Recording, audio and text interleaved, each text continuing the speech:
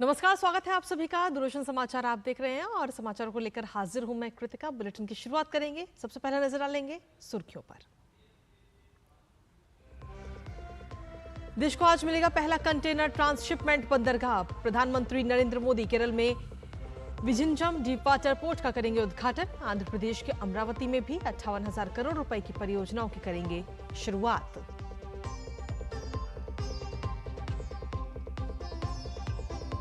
America ने एक बार फिर भारत को दिया समर्थन। पहलगाम आतंकी हमले के बाद अमेरिकी विदेश विभाग की प्रवक्ता ने दिया बयान। आतंकवाद के खिलाफ अमेरिका भारत के साथ मजबूती से खड़ा।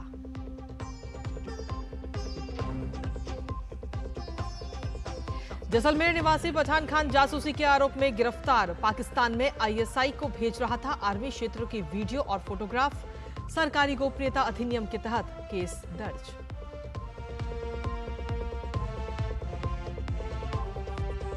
मुंबई में वेव समिट का दूसरा दिन। भारत आज पहली बार ग्लोबल मीडिया डायलॉग की करेगा मेजबानी। 60 से अधिक देशों के प्रतिनिधि होंगे शामिल।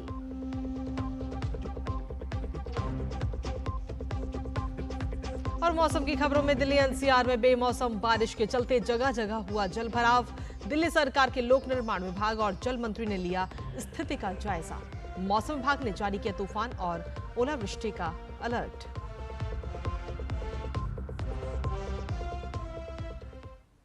तो ये थी प्रमुख खबरें और अब खबरों में विस्तार से बात करेंगे। प्रधानमंत्री नरेंद्र मोदी आज केरल के दौरे पर रहेंगे और इस दौरान प्रधानमंत्री विझिंजम अंतर्राष्ट्रीय डीप वाटर मल्टीपर्पज बंदरगाह राष्ट्र को समर्पित करेंगे। आइए आपको दिखाते हैं इसी पर आधारित डीडी न्यूज की ये खास रिपोर्ट।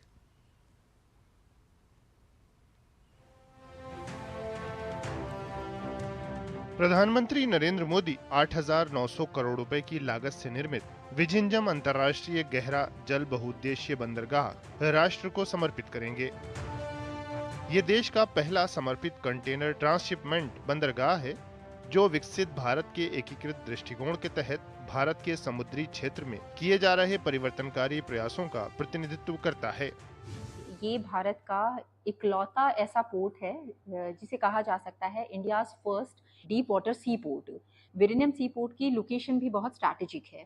सारे मेजर इंटरनेशनल भारत के आसपास वाले मेजर इंटरनेशनल रूट्स के बहुत नज़दीक होने के कारण हमारे श्रीलंका के कोलंबो पोर्ट से भी काफ़ी अच्छी सुविधाएं प्रदान करेगा और सप्लायर्स को कॉस्ट बेनिफिट मिलने के कारण इसका केरल की इकोनॉमी पे भी और पूरे भारत की इकोनॉमी पे अच्छा ज़बरदस्त प्रभाव पड़ने वाला है। बंदरगाह से 265 जहाज और 5.48 लाख TEU संचालित हो सकते हैं। रणनीतिक महत्व वाले विझिंजम बंदरगाह को एक प्रमुख प्राथमिकता वाली परियोजना के रूप में पहचाना गया है, जो वैश्विक व्यापार में भारत की स्थिति को मजबूत करने, लॉजिस्टिक्स दक्षता को बढ़ाने और कार्गो ट्रांसशिपमेंट के लिए विदेशी बंदरगाहों पर निर्भरता को कम करने में योगदान देगा। लगभग 20 मीटर की इसकी प्राकृतिक गहराई और दुनिया के सबसे व्यस्त समुद्री व्यापार मार्गों में से एक के पास स्थित होने से वैश्विक व्यापार में भारत की स्थिति और मजबूत होती है। ये बंदरगाह न केवल केरल के आर्थिक विकास में मील का पत्थर साबित होगा, बल्कि केरल में रोजगार वृद्धि का भी एक बहुत बड़ा साधन ये बंदरगाह बनेगा, जिसका प्रधानमंत्री लोकार्पण करने वाले हैं। Neeraj Singh, DD news, Kerala.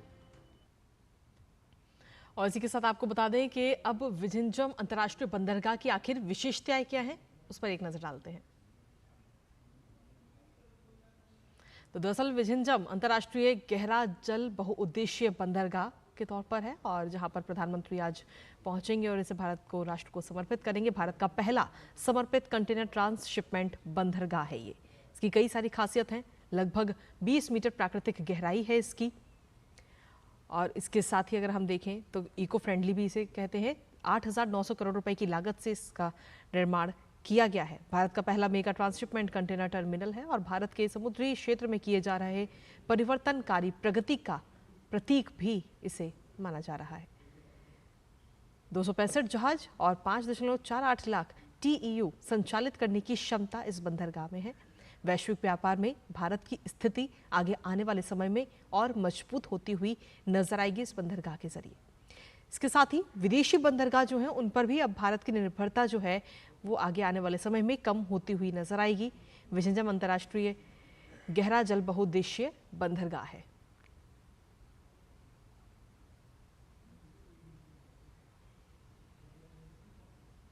और इसके साथ ही प्रधानमंत्री नरेंद्र मोदी आज आंध्र प्रदेश का भी दौरा करेंगे। प्रधानमंत्री अमरावती में हजारों करोड़ की विकास परियोजनाओं का शुभारंभ और शिलान्यास करेंगे। साथ ही प्रधानमंत्री वहां पर एक जनसभा को भी संबोधित करेंगे और प्रधानमंत्री के इस दौरे को लेकर लोगों में काफी उत्साह भी नजर आ रहा है। आइए देखते हैं ये रिपोर्ट।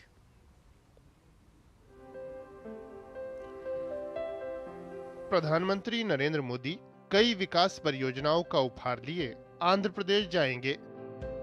पीएम अमरावती में 58,000 करोड़ रुपए से अधिक की बड़ी विकास परियोजनाओं का शुभारंभ और शिलान्यास करेंगे। पीएम आंध्र प्रदेश में 7 राष्ट्रीय राजमार्ग परियोजनाओं का उद्घाटन करेंगे, जिनसे न केवल यात्रा आसान होगी बल्कि आर्थिक विकास और रोजगार के नए अवसर भी पैदा होंगे। साथ ही तिरुपति और श्रीकालहस्ती जैसे पवित्र धार्मिक स्थलों तक पहुंचने में सुविधा होगी।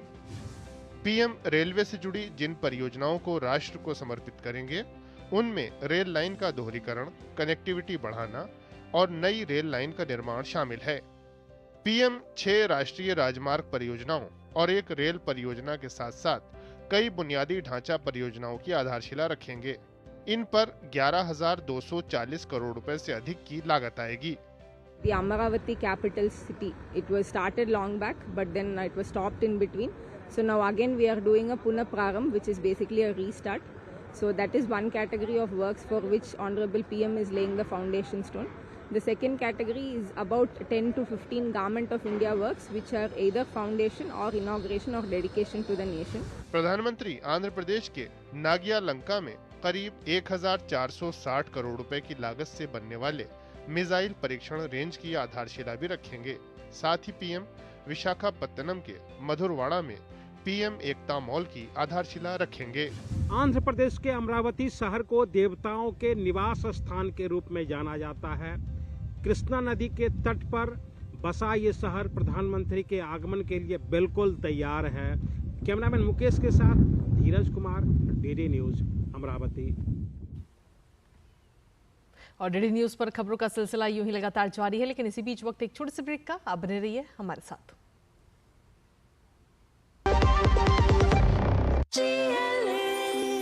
जो लक्ष्य चुना था समझ आने लगा है।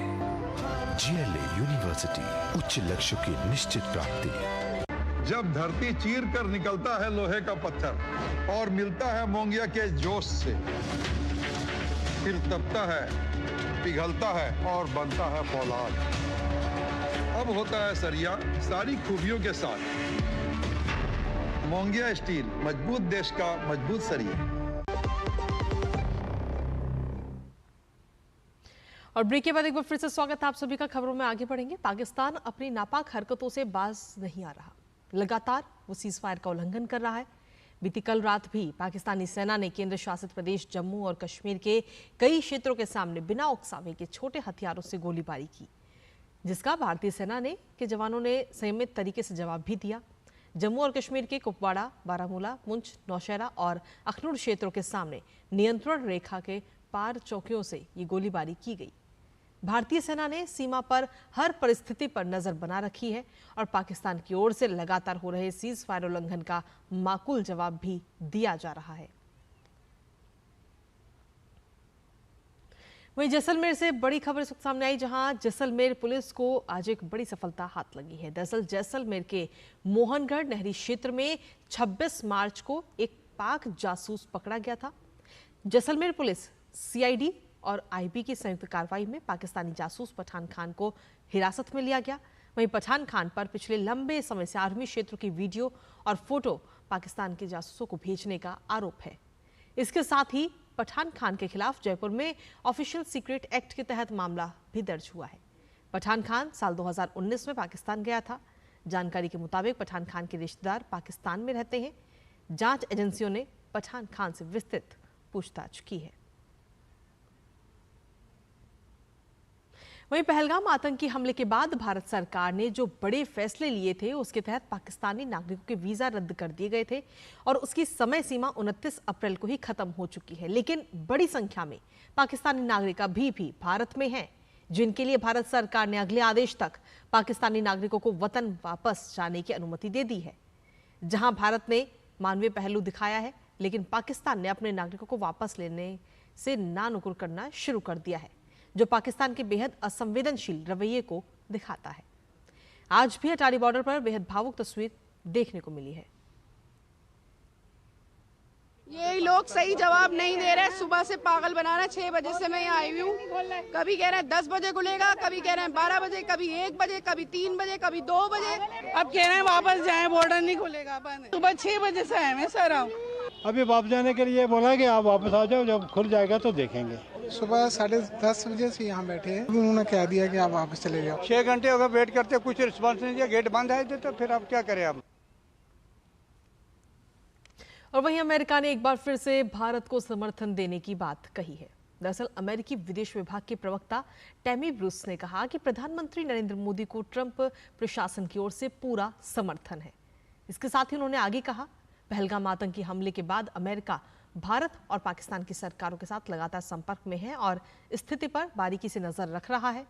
ब्रूस ने अमेरिकी विदेश मंत्री मार्को रूबियो की विदेश मंत्री डॉक्टर एस जयशंकर और पाकिस्तान के प्रधानमंत्री शहबाज शरीफ के साथ हुई बातचीत का भी जिक्र किया है। उन्होंने आगे कहा कि राष्ट्रपति डोनाल्ड ट्रंप ने पिछले सप्ताह प्रधानमंत्री मोदी को साफ तौर पर स्पष्ट किया है कि आतंकवाद के खिलाफ अमेरिका भारत के साथ मजबूती से खड़ा है और प्रधानमंत्री नरेंद्र मोदी को हमारा पूरा समर्थन है।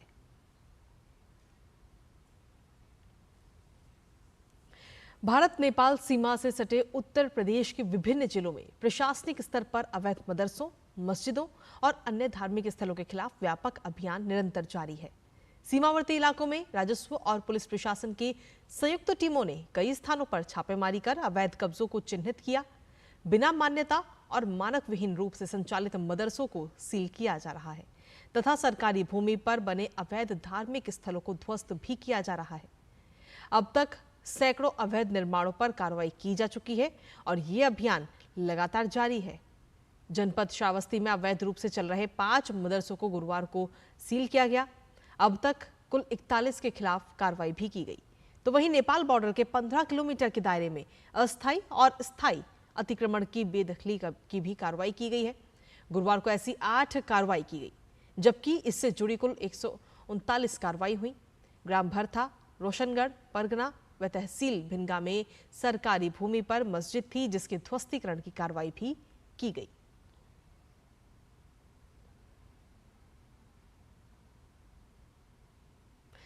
इसके साथ ही जनपद बलरामपुर में 8 मदरसों को नोटिस दिया गया है, जबकि 3 मजारों से अवैध कब्जा हटा लिया गया और 5 को नोटिस दिया गया। कुल 16 अतिक्रमण चिन्हित किए गए और 3 पर कार्रवाई भी की गई। एक स्थान पर ईदगाह बनी हुई है, जिस पर कार्रवाई की जा रही है। निरीक्षण में अब तक कुल 20 मदरसे मानक विहीन पाए गए तथा निर्धारित पाठ्यक्रम भी संचालित नहीं किया गया था। इन सभी मदरसों को बंद करा दिया गया है। इसके अतिरिक्त 2 मदरसों को 1 सप्ताह का समय दिए जाने के बावजूद अभिलेख प्रस्तुत न करने पर नोटिस दिया गया है। जनपद बहराइच में गुरुवार को तहसील नानपारा तथा तहसील मिहिनपुरवा में 4 अतिक्रमण हटाए गए और इस तरह अब तक कुल 135 अवैध निर्माण ध्वस्त किए जा चुके हैं। इससे पहले 5 अन्य मदरसों को भी सीज किया जा चुका है। बीते गुरुवार को भी ये कार्रवाई जारी रही। गुरुवार को 6 में से 3 लोगों द्वारा स्वतः अतिक्रमण हटाया गया।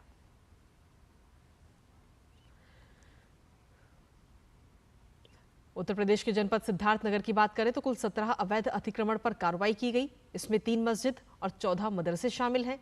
इसके अलावा गुरुवार को पीलीभीत में भी कार्रवाई जारी रही। और वहीं जम्मू और कश्मीर के पहलगाम में हुए आतंकी हमले के बाद सुरक्षा बल और भी ज्यादा अलर्ट हो गया है। बड़े पैमाने पर संयुक्त सर्च अभियान चलाया जा रहा है और इसी बीच राजौरी में सुरक्षा के लिहाज से सेना वाहनों की चेकिंग कर रही है और हर गतिविधि पर बारीकी से नजर रख रही है।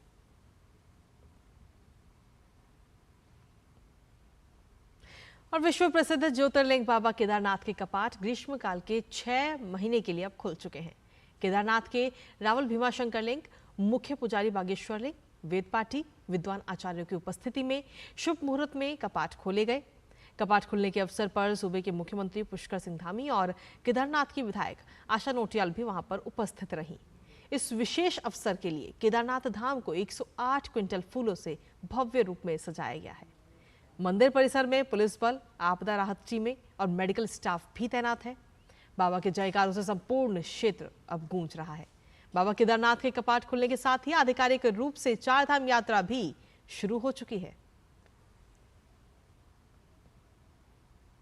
परंपरा के अनुसार आज 2 मई 2025 के दिन समय के अनुसार 7 बजे पहले उसका ताला खोल दिया गया, अंदर का ताला खोल दिया गया।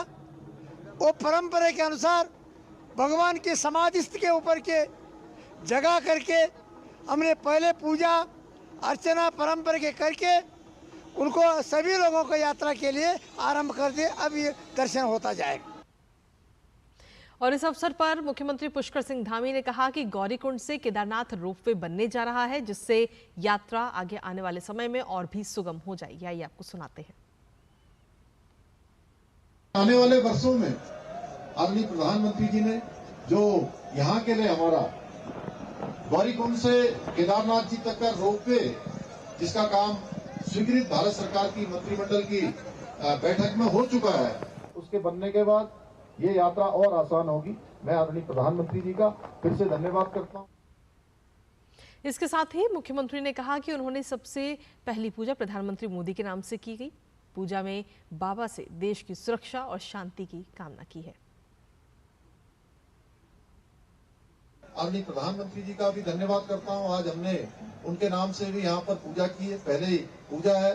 देश पर तमाम प्रकार की जो आज हमारे सामने आतंकवाद, अलगाववाद, ऐसी चीजें खड़ी हैं, बाबा हमारे प्रधानमंत्री जी को शक्ति देंगे और उन दुश्मनों का, उन राक्षसों का, जिन्होंने पहलगाम में एक ऐसी घटना करी, कायरतापूर्ण घटना, जिससे पूरे देशवासी आज पूरी तरह से आज क्रोध में है और उनका खात्मा चाहते हैं। आदरणीय प्रधानमंत्री जी को बाबा ताकत देंगे और इन राक्षसों का अंत हमारे प्रधानमंत्री जी के नेतृत्व में हमारे देश के सभी सेना समेत सभी सुरक्षा बल करेंगे।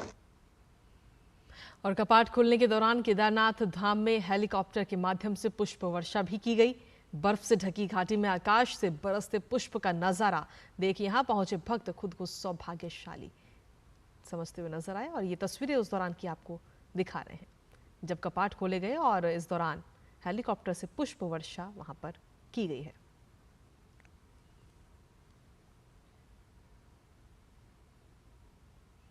और चलिए खबरों में आगे बढ़ते हुए बात अब मौसम की भी कर लेते हैं, जहां दिल्ली एनसीआर में मौसम ने करवट ली है। आज तड़के लोगों को तेज बारिश के साथ आंधी का सामना करना पड़ा।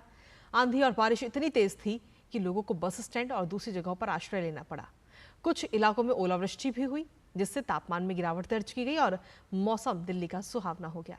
दिल्ली वाले दरअसल पिछले 3 से 4 दिन से भीषण गर्मी से जूझ रहे थे। अप्रैल के आखिरी हफ्ते में तापमान 40 डिग्री के भी पार जा रहा था, लेकिन 29 अप्रैल से मौसम में बदलाव देखने को मिला और आज झमाझम बारिश ने लोगों को गर्मी से राहत दी है। मूसलाधार बारिश और तेज हवाओं के कारण इंदिरा गांधी अंतर्राष्ट्रीय हवाई अड्डे पर विमान परिचालन भी प्रभावित हुआ। हवाई अड्डे का संचालन करने वाले दिल्ली इंटरनेशनल एयरपोर्ट लिमिटेड ने बताया कि खराब मौसम की वजह से कुछ उड़ानें प्रभावित हुई हैं। इसके साथ ही हरियाणा, उत्तर प्रदेश और राजस्थान के कई इलाकों में जैसे कि यमुनानगर, करनाल, पानीपत, सोहना, पलवल, मथुरा, आगरा, धौलपुर और भरतपुर में मध्यम से तीव्र बारिश जारी रहने की भी संभावना है। और इसके साथ ही दिल्ली में कैबिनेट मंत्री प्रवेश साहिब सिंह ने बारिश के दौरान कई जगह जाकर के स्थिति का जायजा लिया है। उन्होंने सोशल मीडिया पर वीडियो साझा करते हुए बताया कि बेमौसम रिकॉर्ड बारिश से दिल्ली में कई जगह कुछ मात्रा में पानी रुका। उन्होंने सुबह 5:30 बजे से ही कई जगह जाकर स्थिति का जायजा लिया। उन्होंने जानकारी दी कि मिंटो ब्रिज पर चारों पंप चल रहे थे और ऑपरेटर भी तत्पर था। एक पाइप फट गया था, जिसको ठीक करने के लिए निर्देश दिए गए हैं। उन्होंने बताया कि मानसून को देखते हुए नालों की सफाई लगातार PWD, MCD, DJB, NDMC, IFC द्वारा कराई जा रही है।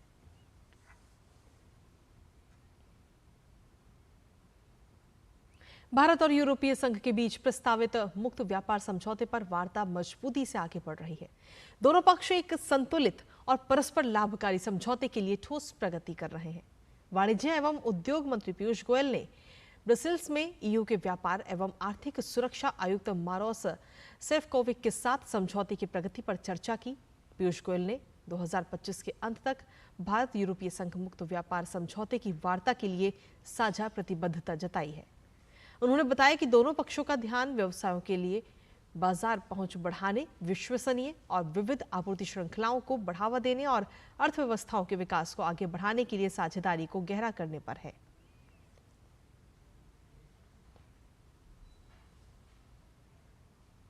We reaffirmed our shared commitment to conclude negotiations by the end of 2025, following the very clear directions from European President Ms. Ursula von der Leyen and Prime Minister Shri Narendra Modi.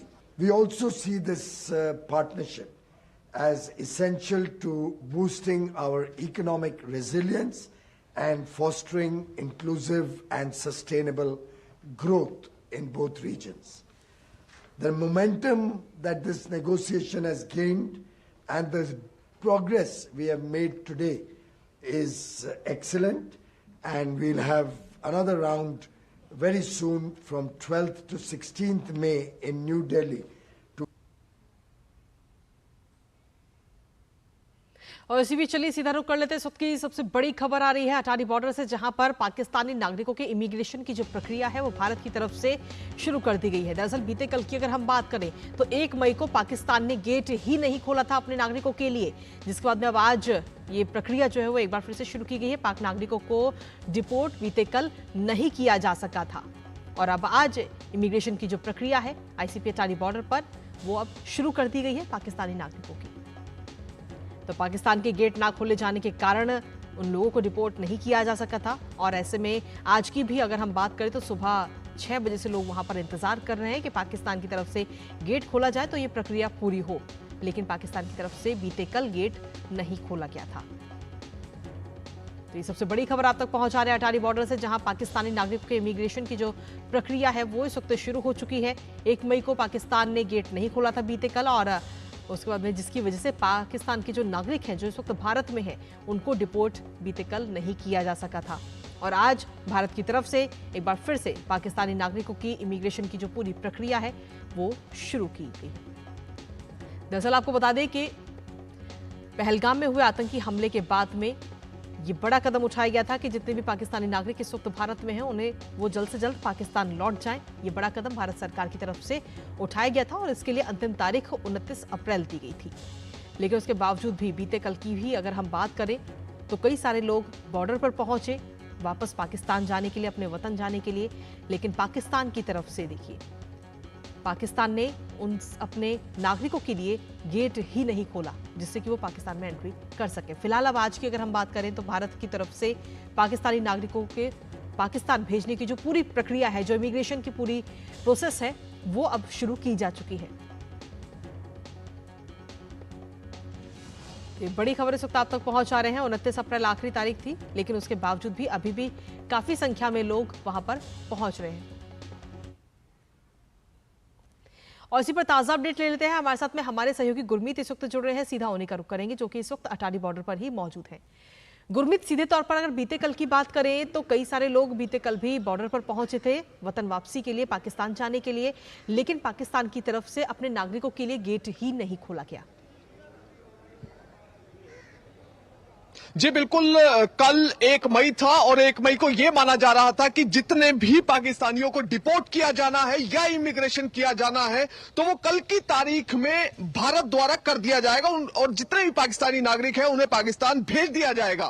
पर ये जो तस्वीर है कल बिल्कुल diametrically opposite तस्वीर देखने को मिली कि सुबह से लेकर शाम तक पाकिस्तानी यहां पर इंतजार करते रहे। मगर अब जो लेटेस्ट जानकारी है वो ये है कि अटारी बॉर्डर पर सुबह तकरीबन 10:30 बजे तक इंतजार किया गया कि पाकिस्तान की तरफ से कोई कंफर्मेशन आएगा। इनपुट के मुताबिक पाकिस्तान द्वारा अभी तक अपने गेट नहीं खोले गए हैं और भारतीय अधिकारियों द्वारा यह निर्णय किया गया है कि जो भी लोग पाकिस्तान जाना चाहते हैं उन लोगों का इमिग्रेशन क्लियर करवा कर रखा जाए, क्योंकि इनपुट के मुताबिक पाकिस्तान द्वारा एक समय दिया गया है भारतीय अधिकारियों को 1 घंटे का, 1 घंटे की विंडो दी गई है। उस 1 घंटे की विंडो में पाकिस्तान अपने नागरिकों को वापस लेगा। इसके लिए फिलहाल जो है इमिग्रेशन की प्रक्रिया भारतीय अधिकारियों द्वारा शुरू कर दी गई है इंटीग्रेटेड चेक पोस्ट पर। सबसे पहले ये ताजा तस्वीरें आप देखिए, ये इंटीग्रेटेड चेक पोस्ट की तस्वीरें हैं जहां पर पाकिस्तानी नागरिक जो हैं उन्होंने अपने मुल्क जाने की प्रक्रिया शुरू कर दी है और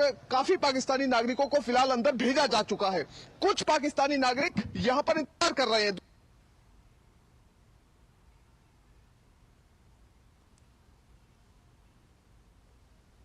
के लिए, जिन्हें कल बॉर्डर क्रॉस नहीं आज भी यहाँ पर उम्मीद लेकर पहुंचे कि आज उनका इमिग्रेशन होगा और वो अपने मुल्क पाकिस्तान जाएंगे। मगर फिलहाल जो तस्वीर है वो ये है कि पाकिस्तान की ओर से जो इनपुट के मुताबिक अभी तक अपने गेट नहीं खोले गए हैं। पाकिस्तान के द्वारा गेट खोलने का इंतजार किया जा रहा है, मगर इन भारतीय अधिकारियों द्वारा ये निर्णय लिया गया है इनपुट के मुताबिक कि अपनी साइड पर इमिग्रेशन जितने भी लोग इंटीग्रेटेड पोस्ट पर पहुंच रहे हैं उनका बहुत से। चलिए, फिलहाल बहुत बहुत शुक्रिया गुरमीत तमाम जानकारी और तस्वीरें हमारे साथ साझा करने के लिए। तो वाकई देखना होगा कि आज पाकिस्तान की तरफ से क्या कुछ प्रतिक्रिया देखने को मिलती है, क्या वो आज पाकिस्तान के जो उसके नागरिक हैं वो अपने नागरिकों को वापस लेगा या नहीं, इस पर नजर हमारी लगातार बनी रहेगी। लेकिन इसी के साथ फिलहाल इस बुलेटिन में इतना ही। नमस्कार।